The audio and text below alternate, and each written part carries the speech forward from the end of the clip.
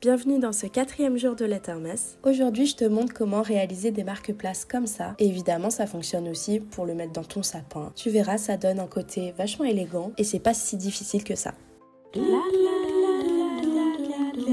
Ouais, c'est un jingle à la bouche parce que j'ai pas de budget.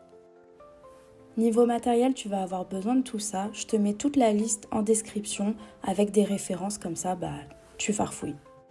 On va commencer tout simplement à écrire les prénoms pour ta table sur un papier, un papier bidon. C'est juste pour avoir un modèle et en fait on va venir transposer ce modèle sur nos ornements. Donc ce que j'aime bien faire, c'est prendre le gabarit, hop, pour savoir à peu près la taille à laquelle je peux aller. Et je vais essayer de composer là-dedans. Au pire, je pourrais redécaler si c'est pas parfaitement centré, mais au moins je sais à peu près combien de place ça va prendre par rapport à mon ornement. Là, au niveau de la calligraphie, t'es super libre. Moi, je vais faire quelque chose qui est très élégant et je vais essayer d'utiliser un peu des ornements pour occuper l'espace. J'essaye de faire en sorte de ne pas m'approcher trop du tour parce qu'on veut vraiment que ça puisse respirer.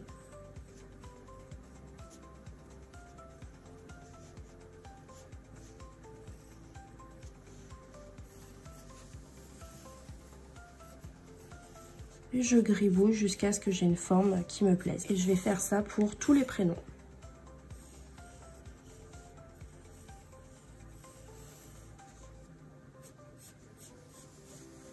Pareil, je redécalerai mon ornement quand je le repasserai, mais en gros, je sais que ça rentre.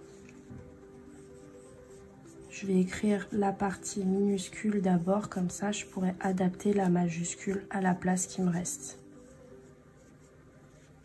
Là, on est un peu proche, donc je vais essayer de faire une majuscule qui vient pas trop taper ici, comme ça je pourrais redécaler. Donc j'ai mes modèles et maintenant je vais retirer la pellicule qu'il y a au-dessus. Il y en a une de chaque côté. Je refais parce que avant j'avais perdu une occasion de faire de l'ASMR.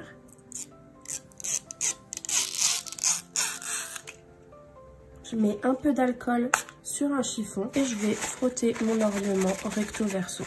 Comme ça je suis sûre qu'il n'y a pas de gras, de saleté. Donc je place mon ornement sur mon modèle et donc là on avait vu qu'il fallait décaler très légèrement. Je vais faire en sorte que mon écriture, elle arrive bien au milieu. Si besoin, tu peux scotcher le truc avec un washi tape ou un scotch repositionnable. Et là, tu respires bien, tu prends bien ton temps et tu vas venir repasser ton écriture. Donc soit tu le fais en one shot, il n'y a pas de souci si tu y arrives. Si tu as besoin de faire des tout petits traits comme ça, tu peux aussi. En fait, ça n'a pas vraiment d'importance si c'est pas parfait. Donc, tranquille. Évite d'aller trop vite pour éviter que ton feutre y fasse des stries.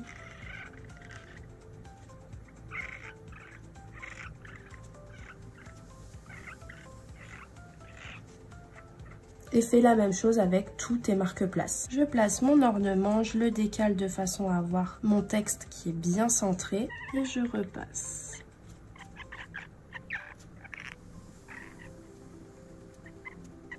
Si tu veux que ça fasse vraiment une belle unité avec ta table, je te conseille d'utiliser vraiment toujours un seul feutre, une seule épaisseur de feutre pour tous les prénoms. Ça va faire comme une petite identité visuelle d'avoir la même épaisseur partout plutôt que des épaisseurs différentes.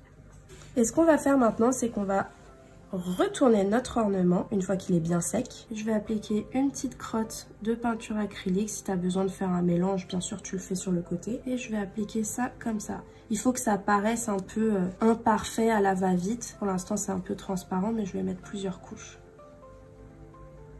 Et il faut que ça recouvre la calligraphie. On va éviter de faire des formes trop parfaites, sauf si c'est vraiment le style qu'on veut faire. On peut tout colorier si on veut, mais ça donne un côté un petit peu brut. Je laisse sécher cette première couche. Et donc là, je peux décider de le laisser comme ça. Ça a un côté presque aquarellé. C'est très joli aussi. Moi, je vais rajouter un petit peu d'intensité pour que le blanc, il ressorte beaucoup. Donc, j'essaye de faire en sorte, là, de ne pas avoir les stries, de ne pas commencer comme ça, que ça enlève une partie de peinture, ça se verra derrière ma calligraphie. Donc vraiment j'appuie très peu fort pour ces deuxièmes couches. Et bon, ça c'est moi qui suis un peu casse-couille, mais j'essaye de faire les traits dans le même sens d'un ornement à l'autre parce que ça fera plus joli sur la table. Et maintenant que c'est sec,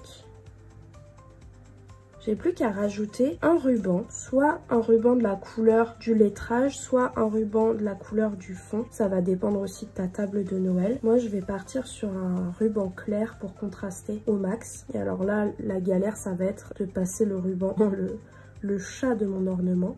Allez, one shot. Et en soi, ce ruban, il va s'accrocher nulle part. Mais du coup, ça va faire joli d'avoir ça, ce ruban qui dépasse du marque-place sur l'assiette ou à côté de l'assiette. Et donc, tu peux soit faire un nœud normal, soit faire un joli nœud comme ça. Tu peux aussi enfiler une grosse perle.